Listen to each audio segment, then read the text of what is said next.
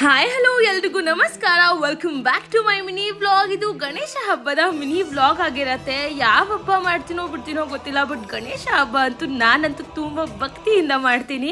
ಅದಕ್ಕೆ ಮಾರನೇ ದಿನನೇ ಆಲ್ಮೋಸ್ಟ್ ಎಲ್ಲ ಕೆಲಸನೂ ಮುಗಿಸ್ಕೊತಾ ಇದ್ದೆ. ಆಲ್ಮೋಸ್ಟ್ ರಾತ್ರಿ ಕೆಲಸ ಎಲ್ಲ ಮುಗಿಸೋಷ್ಟರಲ್ಲಿ 2:15 ಆಗಿತ್ತು.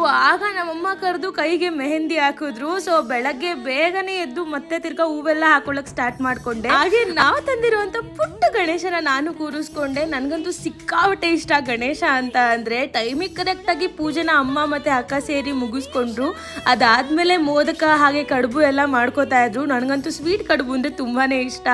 ಮಾರ್ನಿಂಗ್ ಟಿಫನ್ ನ ಸ್ಕಿಪ್ ಮಾಡಿದ್ದೆ, ಯಾಕಂದ್ರೆ ಕೆಲಸ ಮಾಡೋದ್ರಲ್ಲೇ ಟೈಮ್ ಮುಗ್ದೋಗಿತ್ತು. ಹಾಗೆ ಸ್ಯಾರಿ ಹಾಕೊಂಡಿದ್ದೆ. ಆಮೇಲೆ ಹಾಗೆ ಬಿಸಿ ಬಿಸಿ ಕಡುಬನ್ನ ಮಧ್ಯಾಹ್ನ ಮತ್ತೆ ಮಾಡ್ಕೊಟ್ಟಿದ್ರು.